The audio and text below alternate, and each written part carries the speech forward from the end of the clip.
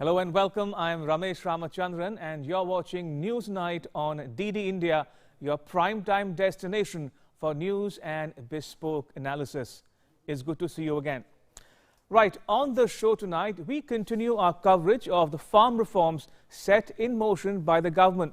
Now, over the weekend, we dispelled certain myths about the three new farm acts and recounted how the farmer stands to gain from these reforms.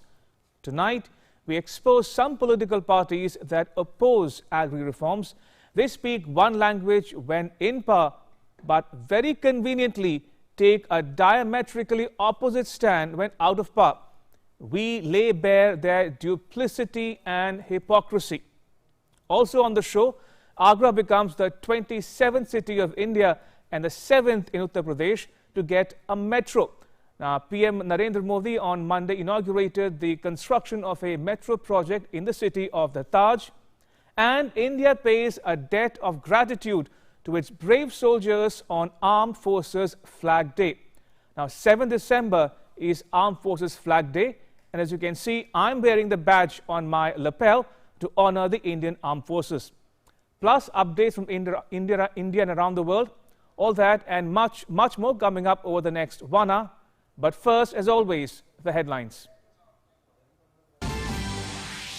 Representatives of farmer producer organizations and farmers associations call on Agriculture Minister Narendra Singh Tomar, express support for new farm acts and say they should not be repealed. Assert that the new acts will free farmers from the clutches of middlemen. Government reassures farmers that their land rights will be fully protected under the new farm acts. BJP lashes out at opposition parties for their double standards on new farm acts. Union Law Minister Ravi Shankar Prasad says these parties advocated the very same reforms that PM Narendra Modi's government has now implemented. Says the parties were supporting the protests only to stay relevant. Central government issues an advisory to states and union territories on the eve of a nationwide strike. Transport and trade associations stay away from the strike. Bus services in Mumbai to operate as usual. Retailers to remain open. Security at metro stations in Delhi reviewed to ensure there is no snag. PM Modi inaugurates work on a 29-kilometer-long Agra metro project. Expresses confidence that tourism will rebound in a big way after the coronavirus pandemic.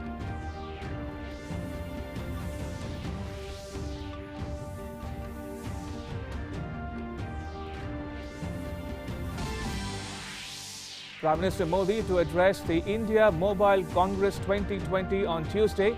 The event aims to encourage foreign and local investment besides research and development in the telecom sector.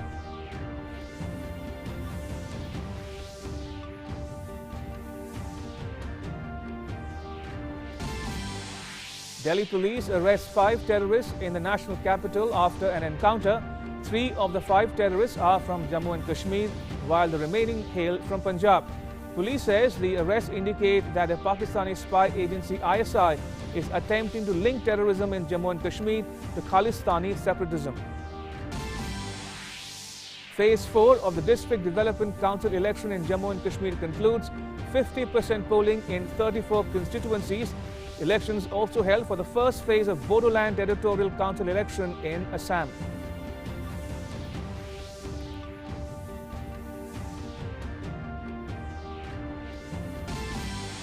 India to soon become a vaccine refrigeration hub as 2 major companies to start production of equipment capable of refrigeration of all types of vaccines.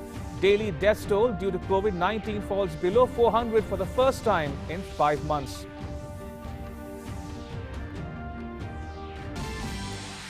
And a severe spike in COVID-19 cases in the United States. 24-hour death toll crosses 2,500. The state of California reimposes emergency. 85% of the state's 40 million population under stay-at-home orders even during the Christmas.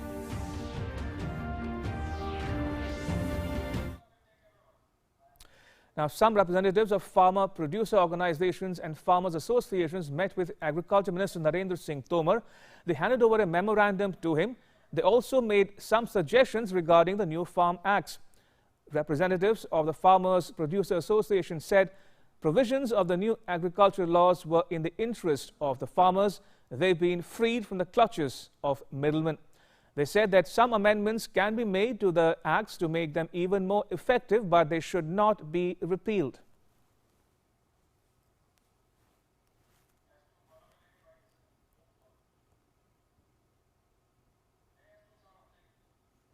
ये आम आदमी के, आम किसान के पक्ष में है और मेरी ये सरकार से गुजारिश है, पूरे देश के किसानों से गुजारिश है कि इसमें संशोधन ना कराएं, क्योंकि मंडी के अंदर जो खुली आज़ादी मिली है, जो टैक्स से आज़ादी मिली है, जो व्यापारियों से एडवांस पैसे लेते थे और मनमाने दाम लगा के उसके अनाज को खरीदते थे, उसकी फसल को, उनसे आज़ादी मिली है।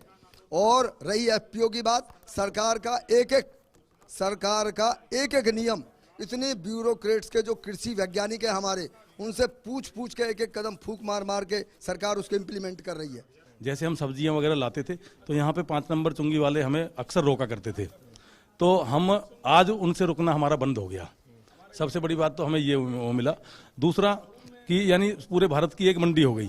दिल्ली हमें जब भी लानी थी सब्जी फरीदाबाद में ही पड़ती है, तो ये हमने उनसे कहा भाई कृषि बिल अध्यादेश को वापस ना लिया जाए। आज माननीय कृषि मंत्री जी से हम लोग मिले थे और हमने यही बात रखी थी, भाई जो किसानों के बिल लेकर के आए हैं हमें सरकार समझा दे इसमें क्या फायदा होने वाला है किसानों का, और खासकर एमएसपी मंडी व्यवस्था को लेकर के हमने अपने पक्ष रखा है। और बाकी हमने बात रखी भाई खासकर देश का युवा से 30 साल पहले तक मानते थे, अभी देश का युवा खेती की तरफ खेती नहीं करना चाहता, और अगर युवा को इसमें रोजगार मिलता है, जैसे सरकार हमें बता रही है भाई एफपीओ के माध्यम से युवाओं को रोजगार मिलेगा, तो वो हमें सरकार समझाए, क्योंकि सरकार ने आड़ती से हमारा पिंड छटवाया है। किसान के खाते में जो पैसा है वो सरकार की अच्छी योजना है, क्योंकि किसान आड़ती हमारे से 3% ब्याज लेता था, उसके बाद खाद और बीज की पर्ची पे 3% कमीशन लेता था। सरकार ने 3 नए कानून बनाए हैं, इनको लेकर मैं मिला हूं और मैंने मंत्री जी से मांग की है कि इनको रद्द नहीं किया जाए, क्योंकि किसान के हक में कानून है और सरकार ने एक अच्छा कार्य किया है। हमारे जो किसान भाई धरने पे बैठे हैं, आंदोलन कर रहे हैं, वे भ्रमित है। सरकार से मेरा निवेदन है कि इनको समझाया जाए, भ्रमित ना हो। Now, Agriculture Minister Narendra Singh Tomar also highlighted the benefits that farmers will get from the new farm acts. FPO बनेंगे और उनको 2 करोड़ रुपए तक का लोन मिलेगा, तो एफपीओ कहाँ बनेगा? गांव में ही बनेगा। गांव में बनेगा तो इन्वेस्टमेंट गांव में जाएगा, और फूड प्रोसेसिंग होगी तो गांव में ही होगी, तो उससे रोजगार का भी जनरेशन होगा। पढ़े लिखे बच्चे, जैसे बताया कि उनको लगेगा कि भाई चलो ठीक है खेती में रुचि नहीं थी लेकिन फैक्ट्री तो लगा ही सकते हैं। अभी क्या है कि कुल मिला के जो इंफ्रास्ट्रक्चर विकसित हुआ, जैसे वेयर हाउस है या कोल्ड है, तो क्या है जैसे कुल मिला के बड़ा जो शहर है, बड़ी मंडी है, उसी के आसपास डेवलप हुआ, गांव में डेवलप नहीं हुआ। तो किसान क्या है कि किसान अगर अपनी फसल को रोकना चाहता है तो वो रोक इसलिए नहीं पाता कि उसके पास रखने की जगह नहीं। मुझे मालूम है कि रॉ मटेरियल यहाँ के किसान पैदा करते हैं और मेरी क्षमता इतनी है, तो मैं अगर इस एग्रीकल्चर इंफ्रास्ट्रक्चर के साथ गोदाम बनाऊंगा तो मैं गांव में बनाऊंगा। गांव में बनाऊंगा तो एक वेयर हाउस पे 4-5 आदमी को तो रोजगार मिलता ही है, और गांव में ही गोदाम होएगा तो कोई भी किसान सोचेगा कि यार अभी नहीं बेचना, चलो रख दो। दूसरा, वेयर हाउस में ये भी सुविधा है कि कुल मिला के आप अपना माल रख दो और बैंक से 70% पैसा ले लो, जब फाइनली बेचो तो 30% आपको और मिल जाएगा, तो ये सुविधा भी है। तो कुल मिला के निजी निवेश के दरवाजे इन कानूनों के माध्यम से और योजनाओं के माध्यम से खुले हैं। All right, now take a listen to what farmers from Guwahati and Gorakhpur have to say about the new farm acts. I'm an organic farmer in the district of Bishwanath in the state of Assam. Farmers now can trade anywhere in the country, which is the biggest positive that I can foresee in this bill. The small and marginal farmers can be integrated into FPOs and FPCs, which is also a big advantage for small scale and marginal farmers. I am a farmer from Baksa district of Assam, and the new law that has been brought into place will help break the unholy alliance between the mandis and the arthias and the non-farmers, which are exploiting farmers from not only from Punjab but from across the country. सरकार जो लाई है कि जहाँ मर्जी तहाँ बेच लो, तो हम लोग यहीं बेचते हैं मंडी में, और सरकार जो कह रही है वो अच्छा बात है। सरकार ने जो कृषि बिल लाया है वो तो अच्छा ही लाया है। इसके माध्यम से जो 3 बिल लाए हैं, हम लोग अब अपना अनाज, राशन पानी जो भी है हम लोग कहीं भी बेच सकते हैं जाके, अब कहीं बाध्य नहीं है। जो किसान आंदोलन कर रहे हैं वो गलत है, और जो सरकार बिल लाई है वो किसानों के हित में सही। अलग अलग लोगों की मानसिकता है, मगर हर किसान नहीं है सड़क पर। सरकार जो बिल लेकर हमको सहमत हैं। किसान जो कर रहे हैं उसको नहीं करना चाहिए, इससे पब्लिक को दिक्कत हो रही है। All right, let me dive straight into the story we are tracking here on Newsnight tonight. The government on Monday targeted the opposition parties for their double standards on agri reforms. It said certain political parties were supporting the protests only to stay relevant. Here's a report. Farmers continued their protests against the new Farm Acts for the 12th day on Monday. Sensing an opportunity, opposition parties threw in their lot with the farmers, holding a sit-in at the Delhi border, while certain vested interests fanned the flames of the agitation by spreading rumours and misinformation about agricultural reforms. The government responded by calling the opposition parties bluff. At a press conference in New Delhi, Union Law Minister Ravi Shankar Prasad exposed the opposition's double standards. He reassured the farmers that their land was safe under the new Farm Acts. He reiterated the government's commitment to farmers' welfare and said that the reform measures would boost farm income. हम चाहते हैं देश के छोटे मंझोले किसानों को अपने उत्पाद के लिए नए नए अवसर मिलने चाहिए। और कुछ मैं क्लैरिफाई कर दूं, क्योंकि मैं देश का कानून मंत्री भी हूं, किसानों की जमीन न बिकेगी, न लीज पर ली जाएगी, न बंधक होगी। हमने किसानों के लिए एक नेशनल एग्रीकल्चर मार्केट नेम बनाया है, समझे आप, जिस पर किसान अपने को रजिस्टर कर सकता है, अपनी फसल बेच सकता है। Opposition parties came out in support of the protesters. Delhi Chief Minister Arvind Kejriwal met the farmers holding a sit-in on the outskirts of the national capital. The Samajwadi Party and the Rashtriya Janata Dal held protests in Uttar Pradesh and Bihar. The BJP accused these parties of supporting any protests against the government, all in a bid to stay relevant. आज जो नरेंद्र मोदी की सरकार ने किया, UPA की 10 साल की सरकार में यही कर रहे थे, अपने राज्यों में कर रहे थे, बढ़ चढ़कर कर रहे थे। लेकिन आज जब इनका राजनीतिक वजूद खत्म हो रहा है, ये बार बार चुनाव में हारते हैं, लोकसभा के चुनाव में, विधानसभा के चुनाव में, नगर निगम के चुनाव में, तो अपना वजूद, अस्तित्व बचाने के लिए किसी भी विरोधी आंदोलन में शामिल हो जाते हैं। किसान आंदोलन के नेता ने साफ साफ कहा है कि पॉलिटिकल लीडर्स हमारे मंच पे नहीं आए, उनकी इस भावनाओं का हम सम्मान करते हैं, लेकिन ये सभी कूद रहे हैं क्योंकि हमको भाजपा के विरोध करने, नरेंद्र मोदी जी का विरोध करने का एक और मौका मिल रहा है। Prasad called the opposition's hypocrisy out by saying that the 2019 election manifesto of the Congress party spoke about changing the system of market committees. Also, Rahul Gandhi of the Congress party told chief ministers of Congress-ruled states in 2013 that farmers can directly sell their produce. Similarly, Delhi Chief Minister Arvind Kejriwal opposes the reforms but implements the provisions of the new acts in Delhi. And Sharad Pawar, when he was Agriculture Minister, wrote to Agriculture Ministers of states that APMC Act needs to be changed and supported private sector's participation in the agriculture sector. Our total approach is now, the government's total thrust is to how to reduce these post-harvesting losses, and we have started mainly from reforms in APMC Act. And not only that, but now we are trying to encourage the private sector and cooperative sector to set up big number of agro-processing units along with their entire chain. Uttar Pradesh Chief Minister Yogi Adityanath targeted SP leader Akhilesh Yadav by saying that his father Mulayam Singh Yadav supported changes to the APMC Act. Shri Mulayam Singh ji ने 2019 में agriculture से संबंधित जो standing committee थी, उस standing committee में APMC act में संशोधन का समर्थन किया था और मॉडल है कि जो भारत सरकार ला रही थी उसका पुरजोर समर्थन देने की बात कही। The BJP said that the people who spoke about returning the awards given to them by the government were doing so with an ulterior motive. A similar campaign had taken place in 2015, but it died down soon after the BJP won the Bihar elections. All eyes are now on the 6th round of talks between the agitating farmers and the government, which will be held in New Delhi on the 9th of December. With Bikramjit Singh in New Delhi, inputs from Lucknow Bureau, Newsnight Desk, DD India. Right, let's now take a deep dive into the U-turn by some of the opposition parties. It will expose some political parties and lay bare their duplicity and hypocrisy as well. Take a look at the graphic on the wall behind me. First up is the Congress Party. The Congress Party's 2019 manifesto promised actually to repeal the APMC Act, that's Agriculture Produce Market Committee Act. The manifesto said it in so many words. Now, what did the manifesto say?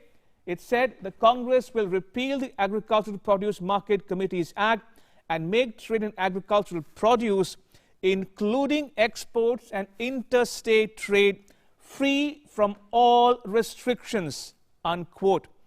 The manifesto also said, and I quote the manifesto again, the Essential Commodities Act 55 belongs to the age of controls. The Congress promises to replace the Act by an enabling law that can be invoked only in the case of emergencies, unquote. Now, here's the nub of the issue, what I call the clincher. This is exactly what the new Act seeks to do. The second political party I want to focus on is the Nationalist Congress Party, or the NCP. Now, Sharad Pawar was the Agriculture Minister in the erstwhile UPA government. He himself advocated changes to the farm laws. Now, Pawar wrote many letters in this regard, not one, not two, not three, but 4 letters in all in 2005, 2007, 2010 and 2011 as well. Now, on 11th August 2010, Pawar wrote a letter to the then Chief Minister of Delhi, Sheila Dikshit. She is no more now. Now, in that letter, Pawar wrote about the need for private sector participation in the farm sector. He also advocated changes to the APMC Act. Now, I'm quoting Sharad Pawar here. He said about the APMC Act, and they went on to say in the letter that, as you are aware, the agriculture sector needs well-functioning markets to drive growth, employment and economic prosperity in rural areas of the country. This requires huge investments in marketing infrastructure, including cold chain, and for this, private sector participation is essential, for which an appropriate regulatory and policy environment needs to be put in place, unquote. Now, Pawar also referred to 2 letters he wrote on 12th May 2007 and 25th May 2005. Now, in 2011 now, Pawar wrote a similar letter to Madhya Pradesh Chief Minister Shivraj Singh Chauhan. Now, in that letter, Pawar wrote about how private sector participation is important for reforms. He also advocated a change in the APMC Act again. Now, besides the market committee, Pawar also wrote about the need for private competitive market, and he went on to quote in the letter that in this context, there is a need to amend the present APMC Act on the lines of Model APMC Act 2003 in order to encourage private sector investment in marketing infrastructure and providing alternate competing marketing channels in the overall interest of the farmers, consumers and agricultural trade. I am sure, he says, that this will mean reduced intermediation costs and post-harvest losses, as well as enhanced supply of the produce and greater farmer share in consumers' price. So that gives you a sense of the U-turn, the double speak by some political parties, especially the Congress and the NCP. Now, staying on this story, the government has issued an advisory to states and UTs on the eve of a nationwide strike on Tuesday. The transport associations have decided to stay away from the strike. Here's more in the next report. Some farmers' organizations have been agitating in Delhi for the past several days, protesting against agrarian reforms brought in by the government. The government has been in dialogue with them and taken all their concerns seriously in an attempt to resolve the issue. Several rounds of talks have been held between the government and the farmers' organizations, which both sides have acknowledged as positive. The next round of talks will take place. The government has urged the farmers to return to their homes in view of the rising cold and potential COVID-19 surge that their agitation could cause. But the farmers' organizations continue to stay put. Delhi residents and commuters from the NCR have been put to considerable trouble, with the farmers blocking arterial roads into Delhi. There are heavy traffic jams, but the unrelenting agitators and their political supporters have now called for a Bharat Bandh on the 8th of December. ना हमारा ये है कि आम जनता को नुकसान पहुंचे, कोई सब चीजें हैं वो अपना चलती रहेगी, जो एम्बुलेंस है, बीमार आदमी है, शादी का जा रहा, अपना कार्ड दिखाओ, अपना निकल जाओ. According to sources, the Union Home Ministry has sent advisories to the states and union territories. It details guidelines to prevent any untoward incident. They have been asked to make adequate arrangements to maintain law and order. The states have been asked to ensure that all COVID protocols are followed. BEST buses in Mumbai will run without a hitch. Measures have been taken to run the buses during the Bandh. Taxi Union of Mumbai has also not joined the Bandh call. Hence, cab and auto services in Mumbai will run as usual. Retailers in Maximum City are also staying open. दुकानदार उसके लिए अभी शामिल नहीं है, क्योंकि काफी सारा बंद हो चुका है और उसमें अभी ज्यादा लॉस, बिजनेस लॉस अगर हमारे दुकानदार को सहन करना पड़ेगा तो बहुत मुश्किल आ जाती है. इसके लिए हम लोग बंद में शामिल नहीं है. Many opposition parties have supported the Bandh. However, traders body CAIT and the All India Transporters Welfare Association said that markets across the country will remain open. Traders and transporters are not participating in the Bandh. Delhi सहित पूरे देश भर के अंदर कारोबार उसी प्रकार से चलता रहेगा और ट्रांसपोर्ट का व्यवसाय भी उसी प्रकार से चलता रहेगा जैसा कि वो रोजमर्रा चलता है. National Highway 24 remained closed on Monday due to the farmer agitation. Those coming from Ghaziabad were advised to take the Apsara, Bhopra and DND routes. Singhu, Ochandi, PO, Maniyari, Mangesh borders also remained closed. NH44 remained closed on both sides. As a precaution, the Delhi police stepped up deployment along the borders with Haryana and Uttar Pradesh. Elaborate security arrangements have been put in place. The DG of CISF also reviewed the operational security of the Delhi Metro under the current scenario, especially at major stations like Central Secretariat and Rajiv Chowk. कोई जबरदस्ती कोई दुकान बंद करता है या सड़क रोकने की कोशिश करता है तो उस पे जो लीगल एक्शन बनता है वो लिया जाएगा. Meanwhile, Section 144 has been imposed from December 7 to January 2, 2021 in Gautam Budh Nagar district of Uttar Pradesh adjoining Delhi. In view of a possible surge in coronavirus cases, not more than 4 people can gather at one place. With Bureau Inputs, News Night Desk, DD India. All right, time now for our In Focus segment in which we are discussing about government trains guns on opposition's hypocrisy over farm acts. And joining me are 3 very special guests. Dr. Ashok Dalwai, the Chief Executive Officer, National Rainfed Area Authority and Chairman Committee on Doubling of Farmers' Income. Mr. Kuldeep Singh Dhaliwal, Chairman Kisan Gurukul, and Senior Journalist Shekhar Iyer. If I can start with you, Shekhar Iyer, help our viewers understand this double standard, the hypocrisy of some political parties in the country today on the issue of farm acts. They speak one language when they were in power, but today they speak, they could take a completely diametrically opposite stand on the issue of farm protests. Now, this reeks of political opportunism, in a sense. So, what do you make of the U-turn by the Congress and the NCP on the issue of farmers' protest? Well, it's there for everyone to see that the opposition has been looking for an opportunity where they feel that, there can be an upsurge, there can be a kind of a mass unrest so that they can just flame it further to put the government on the dock. But these reforms have been long overdue, and we have already paid a heavy price for the fact that previous governments have lacked the political will to bring these changes. Now, one thing that we have to get it very clear is any reforms, any change, even if it means good in the long run, is inconvenient at first because there are misapprehensions, fears, and things like that. But the fact that, this particular changes that have come after a lot of study, after a lot of discussion with several agriculture experts, because I have not come across any agriculture expert who has said that this is wrong. even if you look at the editorials that has appeared in the newspapers for the last few days, everybody says that these are changes very necessary.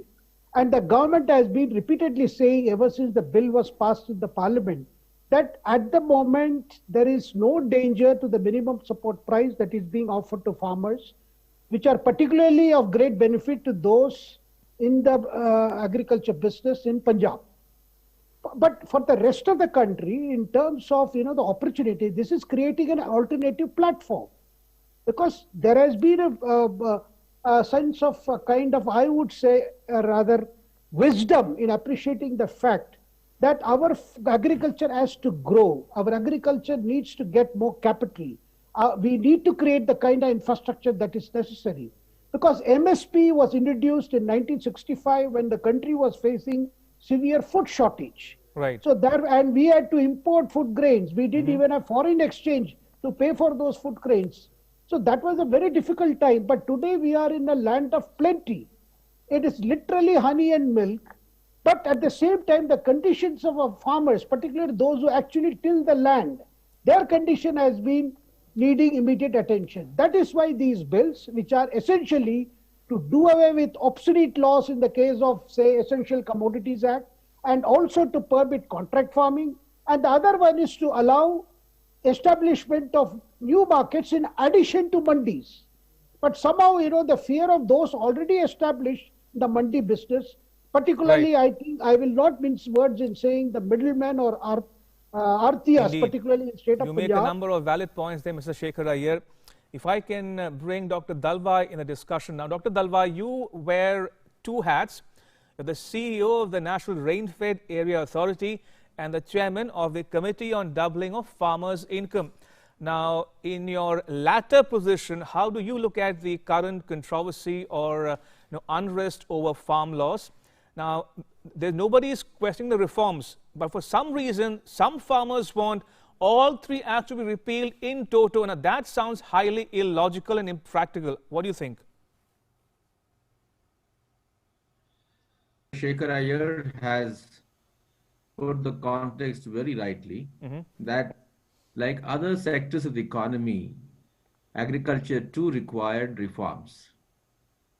The liberalization of the economy began in 1991.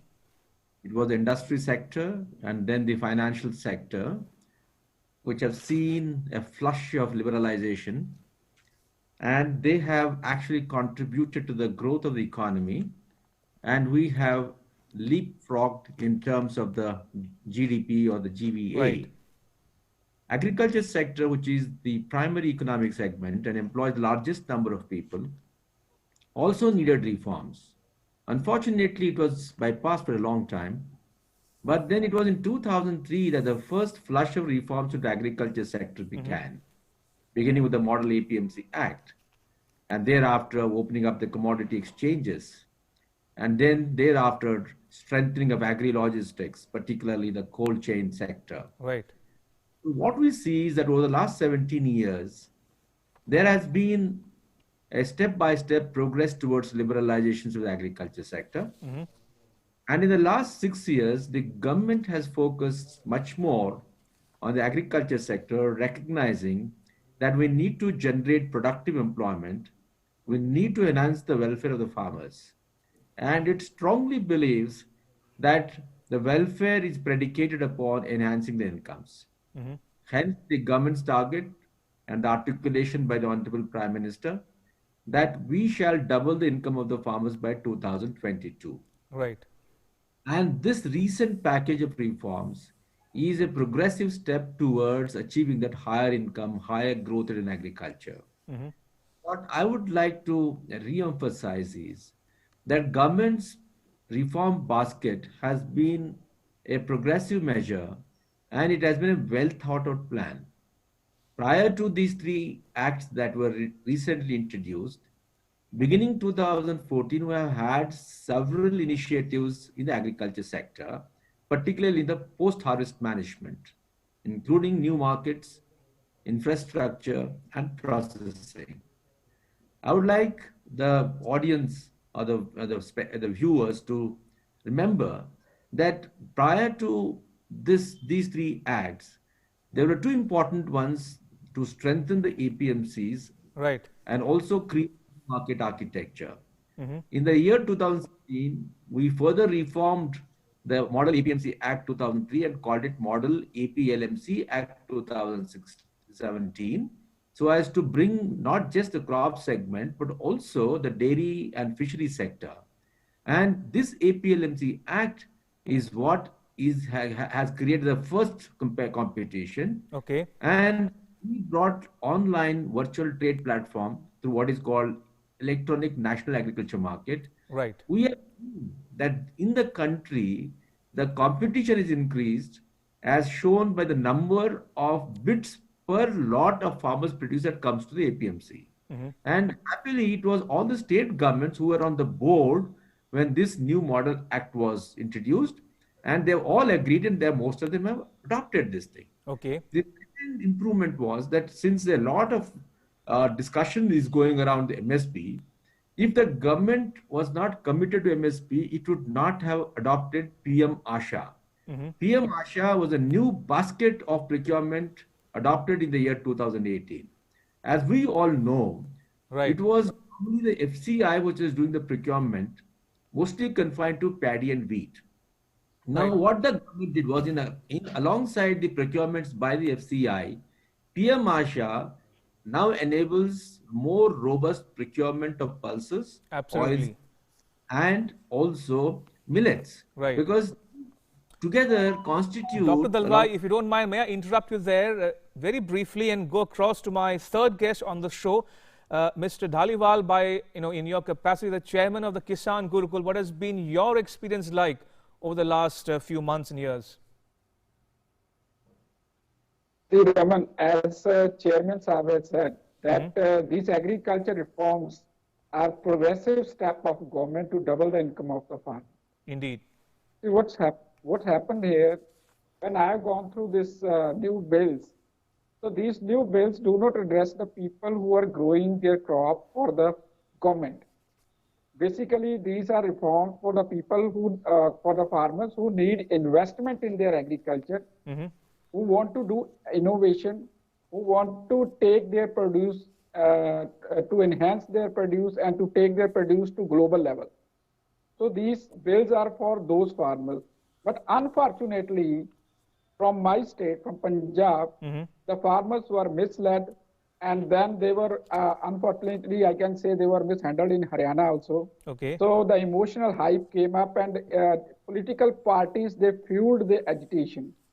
So we are on the Mr. Dhaliwal, very stage of quickly, today. since I'm running out of time, so the government has gone out of its way to reassure farmers that their land rights will not be affected, MSP will continue, APMC shall remain. What then is the apprehension in the minds of some farmers that is making them hold a sit-in at the Delhi border? Why still? See, actually, I am very looking forward on the meeting of 9th.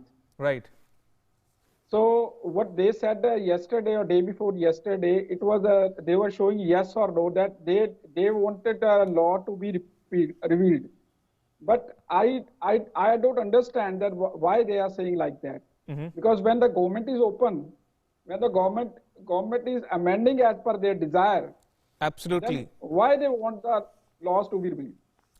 So these three new Farm Acts actually unshackle the farmer, empowers the farmer, gives them alternatives, an alternative option to either sell outside the APMC if they choose to, while ensuring that the existing APMC mechanism stays in place. I'm afraid I'm run out of time on this discussion. I have to thank all three of my guests, Mr. Shekhar Iyer, Mr. Dhaliwal, and Dr. Dalwai for joining us on Newsnight. Thank you for your time. Appreciate it. Right, moving on for now, PM Modi on Monday inaugurated the construction work on a 29-kilometer-long metro project in Agra. The new addition to the city of the Taj would give a fillip to tourism. Prime Minister Narendra Modi inaugurated construction work of the Agra Metro project through video conference. The project comprises 2 corridors with a total length of 29.4 kilometers and connects major tourist attractions like the Taj Mahal, Agra Fort, Sikandra, with railway stations and bus stands. The project will benefit the 26 lakh people of Agra and will also cater to more than 60 lakh tourists who visit Agra every year. 2014 तक देश में लगभग 225 kilometre metro line operational हुई थी। साल 2014 के बाद के 6 वर्षों में देश में 450 किलोमीटर से ज्यादा मेट्रो लाइन देश भर में ऑपरेशनल है और लगभग 1000 किलोमीटर मेट्रो लाइन पर तेज गति से काम भी चल रहा है। आज देश के 27 शहरों में मेट्रो का काम या तो पूरा हो चुका है या फिर काम अलग-अलग चरणों में है। The Prime Minister pointed out that unlike previous governments, the Modi government has ensured the necessary funds at the start of the new project itself. He highlighted the steps being taken to boost tourism as well as infrastructure in cities. More than 100 lakh crore rupees will be spent under the National Infrastructure Pipeline project. Work is also being done on the multimodal connectivity infrastructure master plan. To boost tourism, not only has the government increased the number of countries covered under the e-visa scheme, schemes like Swadesh Darshan and Prasad also help in attracting tourists. सरकार के प्रयासों से भारत अब travel और tourism competitiveness index में 34वें number पर आ गया है, जबकि 2013 में भारत इसी इंडेक्स में 65वें नंबर पर रुका पड़ा था। आज वहां से इतनी प्रगति हुई है। मुझे उम्मीद है जैसे जैसे कोरोना की स्थिति सुधरती जा रही है, वैसे ही बहुत जल्द ही टूरिज्म सेक्टर की रौनक भी फिर से लौट आएगी। The Prime Minister said that reforms are now being carried out in a wholesome manner rather than in piecemeal manner. नई सुविधाओं के लिए, नई व्यवस्थाओं के लिए रिफॉर्म्स बहुत जरूरी हैं। हम पिछली शताब्दी के कानून लेकर के अगली शताब्दी का निर्माण नहीं कर सकते। जो कानून पिछली शताब्दी में बहुत उपयोगी हुए, वो अगली शताब्दी के लिए बोझ बन जाते हैं और इसलिए रिफॉर्म ये लगातार प्रक्रिया होनी चाहिए। For the development of cities, work has been done at 4 levels. Restoration of long-standing problems, ease of living, maximum investment, more use of technology. Prime Minister said that smaller cities must have the facilities that can make them self-reliant.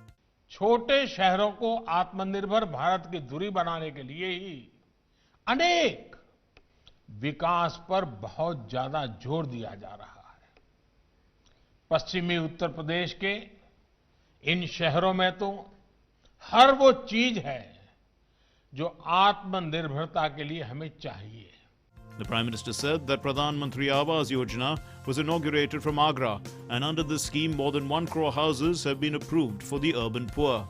He said infrastructure like water, sewers are being upgraded in several cities under Amrut Mission. PM said that all-round development from modern public transport to housing is going on to make life in cities easier.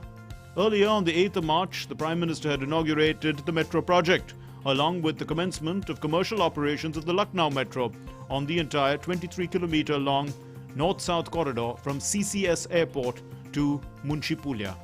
With Rajesh Raj in Agra, News Night Desk, DD India.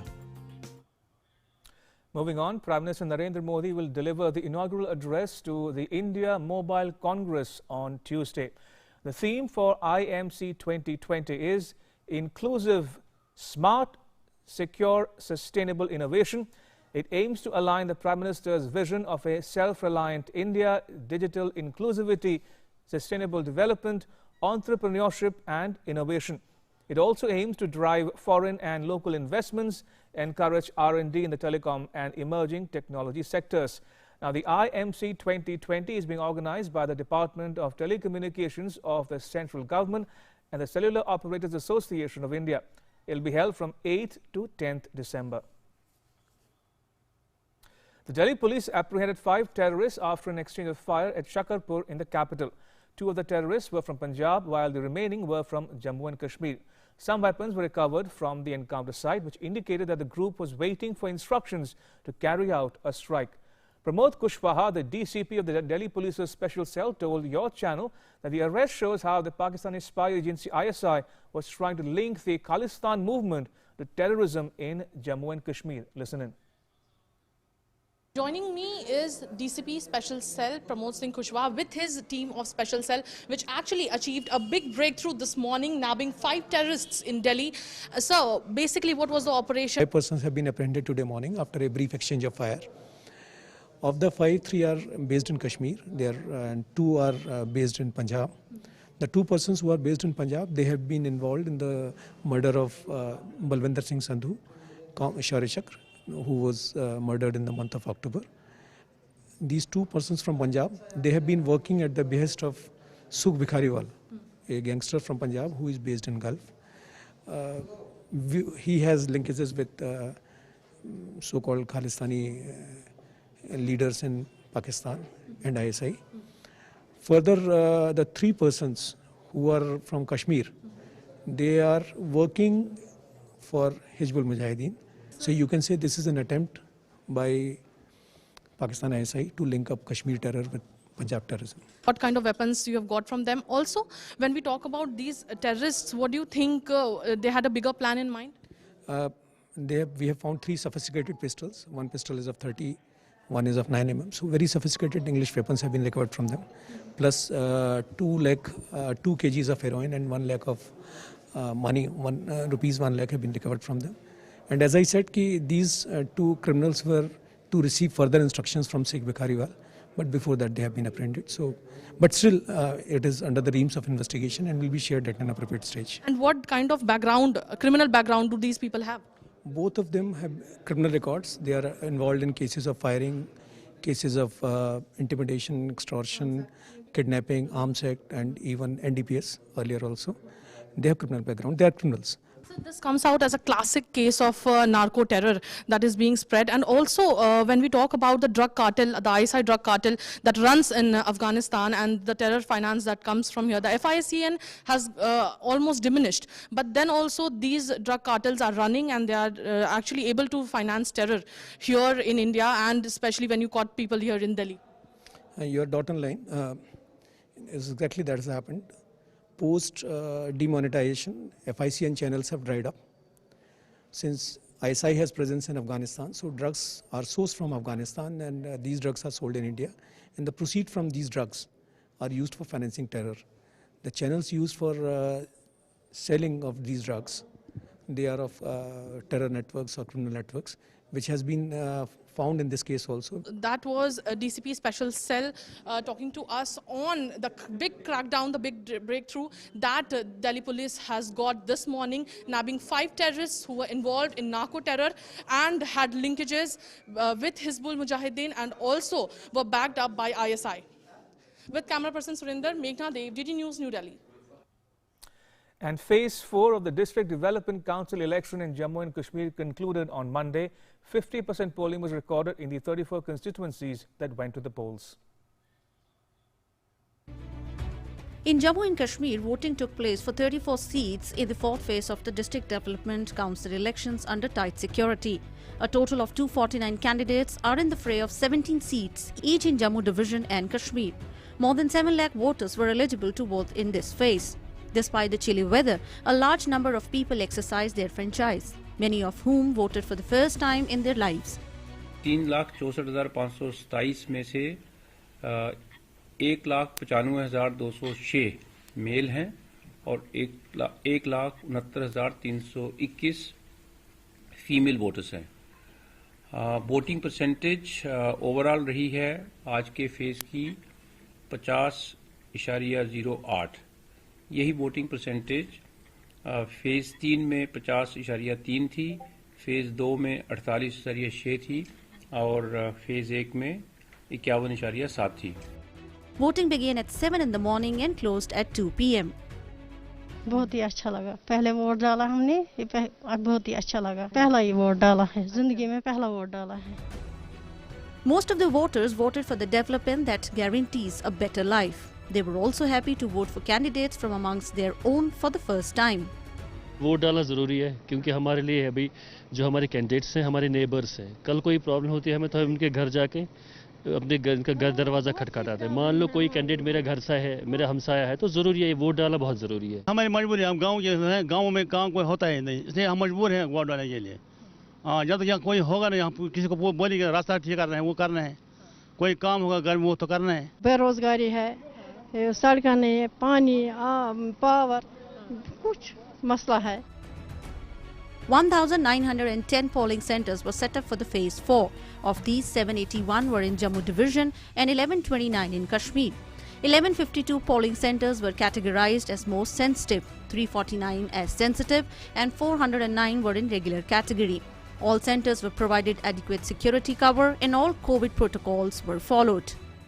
The fourth phase of DDC election in Jammu and Kashmir, like three previous phases, concluded successfully, peacefully. People came in large number. They came out of their houses in the name of development. With camera person Kuldeep Sharma and Sunil Kumar, Ramatyagi, DD News, Gandarbal. Now take a look at what else is making news around India in our National Roundup segment. Supreme Court today allowed Union Government to go ahead with the foundation stone laying ceremony of Central Vista project, though the court clarified that the Union Government cannot carry out any construction or demolition activities as part of the Central Vista redevelopment project till the Apex Court pronounced its judgment. Prime Minister Narendra Modi will lay the foundation stone of new proposed Parliament building in New Delhi on 10th of this month. Head of Ram Temple Construction Committee, Nimendra Misra, is on a two-day visit to Ayodhya. On the first day of the visit, he reviewed the work in progress in the Ram Janambhoomi complex and temple construction. He held extensive discussion on a number of technical aspects along with members of the Temple Construction Committee. In Assam, voting was held for the first phase of Bodoland Territorial Council polls. The first phase covered 21 seats of Udalguri and Baksa district. A total of 132 candidates are in the fray. The second phase of polling will be held on 10th of this month in 19 seats. Counting of votes will take place on 12th of this month. A central team will visit Andhra Pradesh to investigate a mysterious disease that has begun spreading in the state's Illuri city, claiming one life and affecting around 350 people so far. A team consisting of 4 members will reach Illuri on Tuesday. The winter session of Karnataka Assembly began in Bangalore on Monday. The session is likely to discuss over 10 bills, out of which the cow slaughter bill and law against religious conversion will be debated. The opposition is divided house after a recent defeat in by-polls. However, Siddaramaiah said that the opposition will oppose 2 bills in the house. Actor turned politician Vijay Shanti has returned to BJP after quitting Congress last week. She was elected to the Lok Sabha in 2009. The Telugu movie star joined the Congress in 2014, just before Andhra Pradesh was bifurcated and Telangana was born. Senior BJP leader Sushil Modi has been unanimously elected member for Rajya Sabha. The by-election was necessitated following the death of Lok Janshakti Party founder Ramvilas Paswan. Chief Minister Nitish Kumar congratulated Sushil Modi.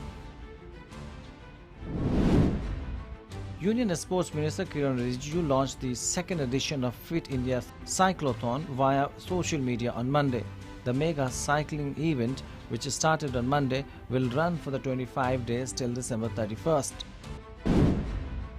The search and rescue efforts by Indian Navy ship and aircraft to locate second pilot of the MiG-29K trainer aircraft, which dished off Goa on 26 November 2020, have been on for the past 10 days. Mortal remains of a human body have been recovered in the vicinity of the wreckage site. The samples are being sent for DNA testing for confirmation of identity. Kaziranga National Park in Assam has generated revenue of 46 lakh rupees since the reopening after COVID-19 lockdown. The footfall so far has been 23,200 people, with people opting to visit the most preferred park even during the COVID-19 pandemic. Now, all the countries of the world are getting close to preparing a vaccine against COVID-19.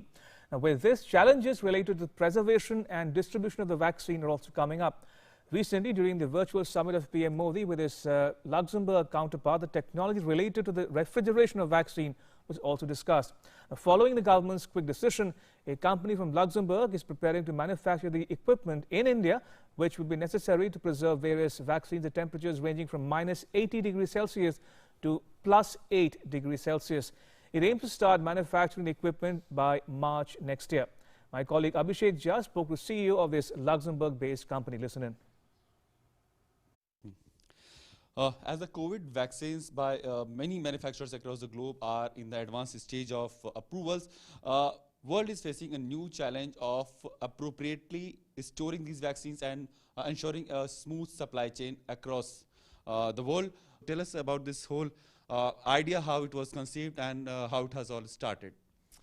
Yes, thank you for the question. So actually 2 weeks ago there was a virtual summit between Prime Minister Modi and Prime Minister Bettel.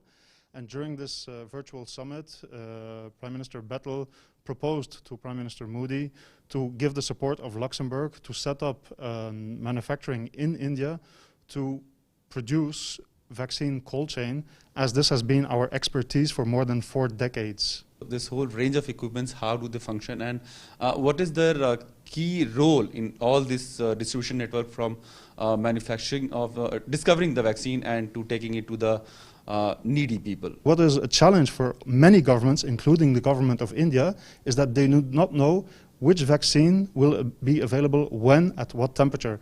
And B Medical is the only company in the world today who has solutions and products which can satisfy different profiles of vaccine, meaning that you can buy a -80 freezer, for example, for the Pfizer vaccine, and in that same freezer you can work at -20 and store the Moderna vaccine.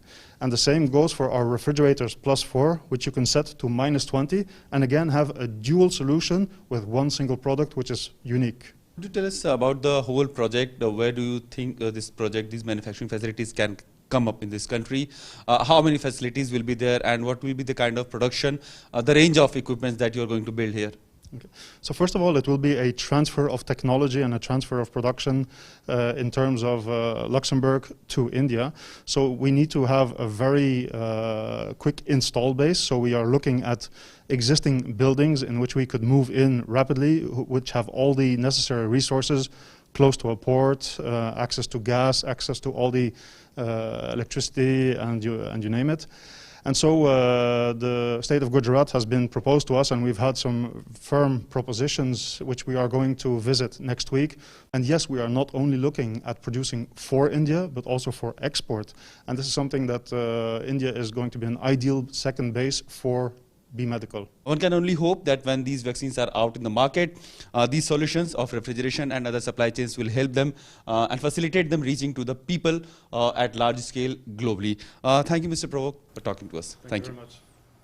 And in news just coming in, Bharat Biotech has put in an application before the DGCI for emergency use approval.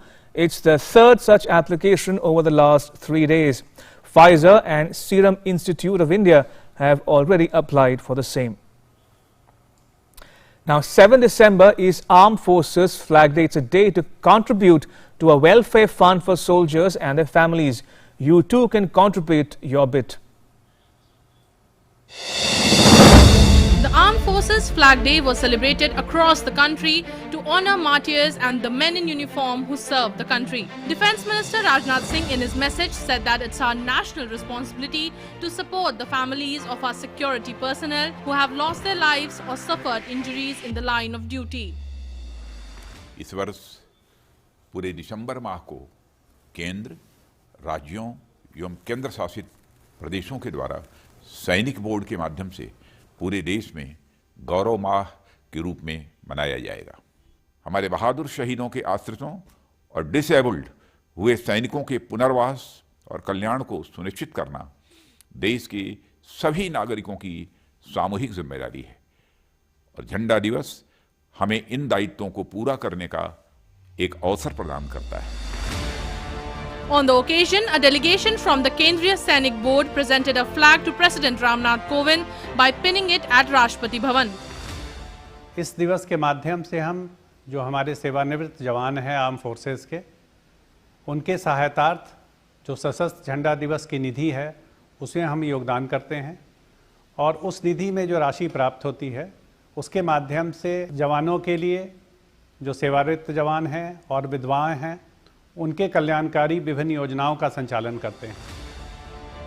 Vice President M. Venkaiah Naidu and Prime Minister Narendra Modi have extended greetings on the occasion of Armed Forces Flag Day.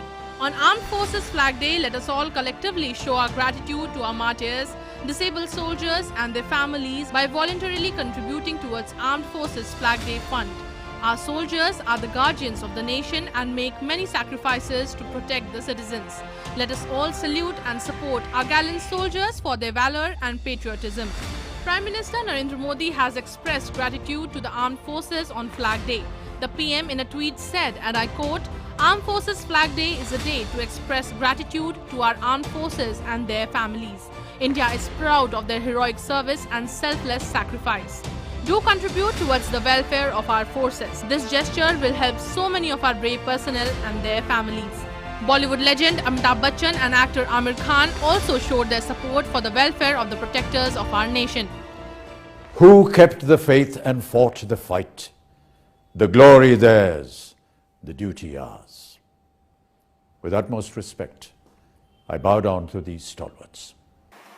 इस दिन पर हम हमारे सैनिकों को, हमारे जवानों को हम अपना शुक्रिया अदा कर सकते हैं और उसके साथ साथ हम उन्हें अपना समर्थन भी दे सकते हैं। Citizens are urged to make voluntary contributions towards the Armed Forces Flag Day Fund for the welfare of personnel and ex-servicemen, their family members, and also to rehabilitate those injured in wars. Contributions from the public are received throughout the year. For online payments, details are on your screen. Please do your bit and donate. Newsnight Desk, DD India. And that's the wrap. News continues here on DD India. You can catch all the latest updates on our social media, mobile and digital platforms. The latest news and updates, you can follow us on Twitter and YouTube as well. Now, don't forget, it's a simple task. Just wear a mask. Join DD India's Mask Up campaign to beat COVID-19. Thanks for watching. Bye-bye.